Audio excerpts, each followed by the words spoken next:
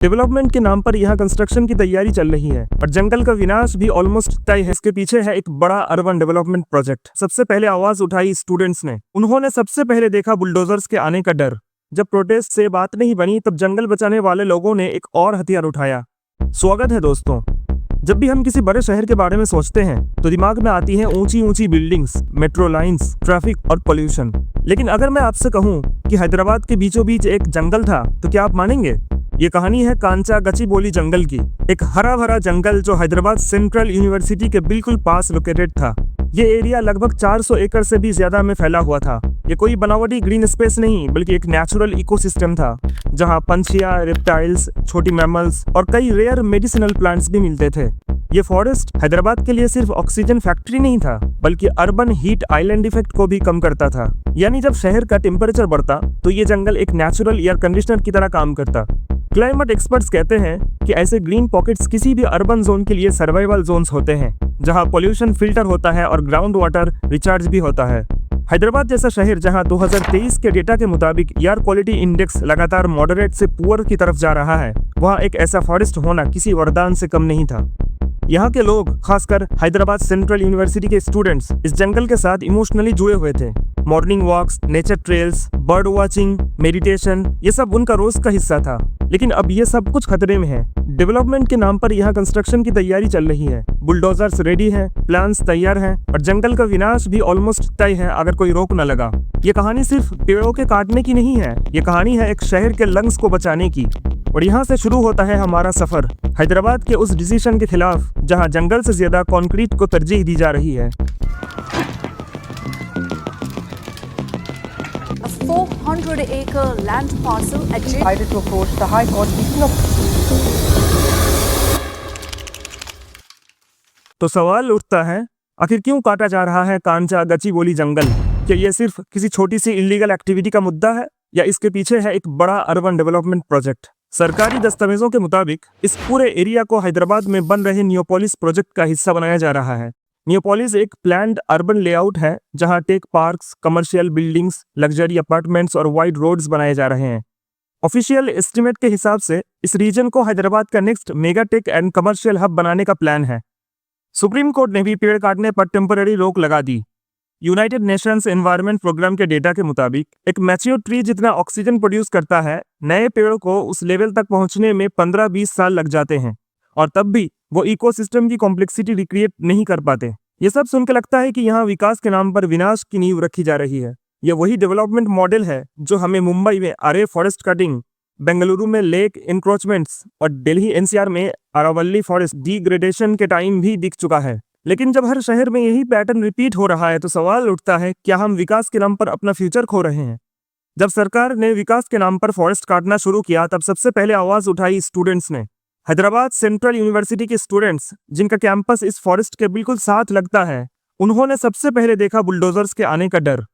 और तब शुरू हुई एक ग्रासरूट मूवमेंट, एक ऐसी आंदोलन जिसका ना कोई नेता था और ना कोई पॉलिटिकल एजेंडा, बस एक ही मकसद, जंगल को बचाना।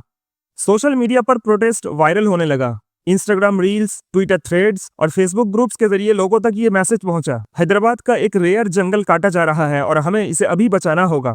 स्टूडेंट्स ने रैलीज की, फॉरेस्ट वॉक्स ऑर्गेनाइज किए और एनवायरमेंटल एक्सपर्ट्स को भी सेमिनार्स में बुलाया। एक ओपन लेटर भी लिखा गया चीफ मिनिस्टर को जिसमें 20,000 से ज्यादा सिग्नेचर्स इकट्ठा हुए। यूनिवर्सिटी के कुछ प्रोफेसर्स भी इस मूवमेंट से जुड़ गए। उन्होंने रिकॉर्ड किया कि यहाँ 300 से ज्यादा प्लांट स्पीशीज, डजन के करीब बर्ड स्पीशीज और कुछ रेयर फंगल इकोसिस्टम्स हैं जो इस अर्बन डेवलपमेंट से एक्सटिंक्ट हो सकते हैं। और सबसे इंस्पायरिंग बात यह है कि प्रोटेस्ट नॉन वायलेंट, डेमोक्रेटिक और इंक्लूसिव रहा। कोई रोड बंद नहीं हुई, कोई पब्लिक प्रॉपर्टी नहीं टूटी, बस पोस्टर्स, स्लोगन्स और साइलेंट मार्चेस जिसमें लोकल विलेजर्स, नेचर एक्टिविस्ट और रिटायर्ड फॉरेस्ट ऑफिशियल्स तक शामिल हुए। लेकिन जहां एक तरफ लोग शांति से प्रोटेस्ट कर रहे थे, वहीं कुछ जगहों पर पुलिस ने एनक्रोचमेंट नोटिस देना शुरू कर दिया। कुछ एक्टिविस्ट को वार्निंग मिली कि उनके खिलाफ एक्शन हो सकता है। तब आंदोलन ने और भी जोर पकड़ लिया। ये सिर्फ एक जंगल नहीं, लोगों का हक था। जब प्रोटेस्ट से बात नहीं बनी तब जंगल बचाने वाले लोगों ने एक और हथियार उठाया, कानून। फॉरेस्ट कंजर्वेशन एक्ट 1980 का वायलेशन हुआ। एनवायरमेंटल इंपैक्ट असेसमेंट प्रॉपर्ली नहीं हुआ। पब्लिक हियरिंग या ग्राम सभा कलेक्शन की कोई रिकॉर्ड नहीं है। फॉरेस्ट को डाइवर्ट करने के लिए मिनिस्ट्री ऑफ एनवायरनमेंट से प्रॉपर अप्रूवल नहीं लिया गया। कोर्ट ने पहले स्टेज पे ही गवर्नमेंट को नोटिस दिया।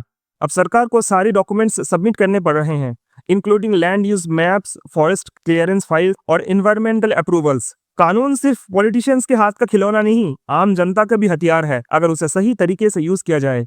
एक कहावत है, जहां जंगल काटा वहां फ्लैट उगा। क्या सिर्फ कोइंसिडेंस है कि जहां जहां फॉरेस्ट कट हुआ वहीं नए कमर्शियल प्लॉट्स और लग्जरी रेजिडेंशियल टावर्स अप्रूव होने लगे?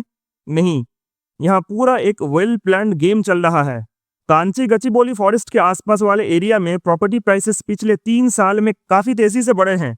रिपोर्ट्स के मुताबिक कुछ जगहों पे 30 से 35% तक प्राइस जंप देखा गया है। पहले जहां पर स्क्वायर यार्ड का रेट 5,000 के आसपास था, अब वही जगह 7,000 से 8,000 या उससे भी ज्यादा के रेंज में बिक रही हैं। इसका मतलब है कि फॉरेस्ट के रिमूवल के बाद लैंड वैल्यू सिग्निफिकेंटली इंक्रीज हुई है, और यही पैसा ही शायद इस डेवलपमेंट के पीछे का असली मोटिव हो सकता है। फॉरेस्ट को इको अर्बन जोन कहकर डेवलप करो, लेकिन अंदर अंदर पैसे कमाओ, यानी ग्रीन वॉशिंग ऑफ ग्रीड। एक अर्बन प्लानिंग प्रोफेसर ने कहा कि जंगल के बीच में 20 फ्लोर का ग्लास टावर लगाना सस्टेनेबल डेवलपमेंट नहीं होता, यह सिर्फ मार्केटिंग जार्गन है। अब बात सिर्फ पॉलिटिक्स की नहीं है, ये एक सिस्टम बन गया है। आजकल डेवलपमेंट के नाम पे लैंड यूज चेंज एक एक्सप्रेस ट्रेन बन चुकी है, स्पीड फुल लेकिन ट्रांसपेरेंसी जीरो। जो लैंड पहले जंगल था अब वेस्ट लैंड के लेवल में छुपा दिया जाता है। मैप्स बदलते हैं, फाइल्स रीराइट होती हैं और पेपर वर्क का मैजिक होता है सिर्फ प्रॉफिट के लिए। पब्लिक हियरिंग सिर्फ फॉर्मेलिटीज बन जाती है। एनवायरमेंटल क्लियरेंस, जो एक सीरियस साइंटिफिक प्रोसेस होना चाहिए, वो पॉलिटिकल प्रेशर से एक रबर स्टैंप अप्रूवल बन गया है। और जब लोग आवाज उठाते हैं तो उन्हें एंटी प्रोग्रेस कह दिया जाता है। तो जब आप देखेंगे कि एक जंगल की जगह सडनली बिजनेस पार्क बन रहा है, समझ लीजिए कहीं ना कहीं पॉलिटिकल और कॉर्पोरेट नेक्सस का खेल चल रहा है। विकास के नाम पे जंगल का सफाया हो रहा है। जब कोई जंगल काटा जाता है सिर्फ पेड़ नहीं गिरते, वहां की पंछी, जानवर, मिट्टी, हवा सब कुछ मरने लगता है। और हैदराबाद में ये आज हो रहा है। हैदराबाद की इस जंगल और उसके आसपास के इलाके में 100 से ज्यादा species of flora and fauna पाए गए थे, जिनमें से कुछ तो लोकली एंडेंजर्ड भी थे। हैदराबाद यूनिवर्सिटी के एनवायरनमेंट डिपार्टमेंट के अकॉर्डिंग ये एरिया माइक्रो क्लाइमेट रेगुलेट करता है, मानसून के टाइम ग्राउंड वाटर रिचार्ज करता है और गर्मी में हीट बफर का काम करता है। आज जब वो सब काटा जा रहा है तो टेम्परेचर सडनली 2 से 3 डिग्री सेल्सियस ज्यादा रिकॉर्ड हो रहा है। ग्राउंड वाटर टेबल भी 1.5 फीट नीचे गिर चुका है सिर्फ 2 साल में। अब सोचिए, जब 50-60 एकड़ की ग्रीन पैच चला जाता है उसका क्या असर होता है। सबसे पहले तो पंछियां माइग्रेट कर जाती हैं। पहले जो रेयर पंछी जैसे ब्लैक शोल्डर्ड काइट या इंडियन पैराडाइज फ्लाई कैचर देखे जाते थे, अब वो नहीं दिखते। दूसरा, रेप्टाइल्स और ममल्स जैसे मंगूज, मॉनिटर लिजर्ड्स और खरगोश अब रेजिडेंशियल एरियाज में घुस रहे हैं क्योंकि उनका हैबिटेट छिन गया। तीसरा, मिट्टी की क्वालिटी डिग्रेड हो रही है। जंगल के जाने के बाद rain water directly top soil को इरोड करता है, जिससे फ्यूचर प्लांटेशन भी मुश्किल हो जाती है। एक लोकल इकोलॉजिस्ट ने कहा, आज पेड़ गिर रहे हैं, कल उन्हीं पेड़ों के ना होने से हैदराबाद में अस्थमा, डिहाइड्रेशन और हीट स्ट्रोक केसेस बढ़ेंगे। Urban heat island effect already Hyderabad में नोटिसेबल हो चुका है। जहां जंगल था वहां आप सीमेंट और ग्लास हीट ट्रैप कर रहे हैं। ये सब एक इनविजिबल ट्रेजेडी है जो ह्यूमन सर्वाइवल के लिए क्रिटिकल है। अगर हम आज नहीं समझे तो कल हैदराबाद सिर्फ एक कॉन्क्रीट डिजर्ट बन जाएगा। जंगल का काटा जाना इनएविटेबल नहीं है। विकास और नेचर के बीच में तालमेल हो सकता है अगर नियत हो। हैदराबाद जैसा शहर जिसका फ्यूचर स्मार्ट सिटी बनने का है, क्या बिना जंगल काटे स्मार्ट नहीं बन सकता? बन सकता है। ग्लोबल सिटीज ने हमें ये मॉडल दिया है। सिंगापुर, हर नए कंस्ट्रक्शन प्रोजेक्ट के लिए ग्रीन रिप्लेसमेंट लॉ है। जितना ग्रीन हटाओगे उतना ही ग्रीन वर्टिकली या पास में क्रिएट करना होगा। बर्लिन, सिटी के बीच में अर्बन फॉरेस्ट बनाए गए हैं जहां लोग वॉक भी करते हैं और वाइल्ड लाइफ भी प्रिजर्व्ड है। बोगोता, उन्होंने फ्लाईओवर्स बनाने की बजाय ग्रीन पब्लिक ट्रांसपोर्ट प्रमोट किया, पॉल्यूशन और डिफोरेस्टेशन दोनों कम हुआ। तो इंडिया, स्पेसिफिकली हैदराबाद, क्या कर सकता है? सबसे पहले तो इस जंगल को फॉरेस्ट प्रोटेक्शन जोन डिक्लेयर करे, जहां लीगली कोई कंस्ट्रक्शन अलाउड ना हो। लॉन्ग टर्म कंजर्वेशन के लिए ये जरूरी है। दूसरा, वर्टिकल अर्बनाइजेशन, यानी आज के जमाने में जब सिटीज ग्रो कर रही हैं और पॉपुलेशन दिन ब दिन बढ़ते जा रही है, तो सवाल ये उठता है कि हम अपनी ग्रोथ का बोझ नेचर पे डालें। डेवलपमेंट का मतलब ये नहीं कि हमें हर बार जंगल काट कर नए बिल्डिंग्स बनाने पड़ेंगे। सोल्यूशन सीधा है, अगर जगह कम है तो ऊपर जाओ, ना कि जंगल के अंदर। वर्टिकल अर्बनाइजेशन का मतलब है smart planning, high rise apartments, green buildings, better public transport जिसमें हर सिटीजन को जगह मिले बिना किसी पेड़ को काटें। पब्लिक हियरिंग, आज पब्लिक हियरिंग एक फॉर्मेलिटी है। इससे डिजिटल और बाइंडिंग प्रोसेस बनाएं जिसमें पब्लिक वॉइस मैटर करे। एनवायरनमेंट क्लियरेंस एक रबर स्टैंप बन चुका है। इसे इंडिपेंडेंट रेगुलेटरी बॉडीज हैंडल करें बिना पॉलिटिकल प्रेशर के। जब तक लोकल यूथ, स्टूडेंट्स और एनजीओज इस मूवमेंट का हिस्सा नहीं बनते, तब तक जिम्मेदारी नहीं आएगी। जब तक हम जंगल को सिर्फ पेड़ समझते रहेंगे, तब तक हम जीने के हक को समझ ही नहीं पाएंगे। ये बात सिर्फ हैदराबाद की नहीं है, ये बात है देश के फ्यूचर की। इसलिए आप चाहे साउथ में हो या नॉर्थ में, वेस्ट में हो या ईस्ट में, आवाज उठाइए। कंक्रीट और जंगल के बीच चुनाव हमारे हाथ में है।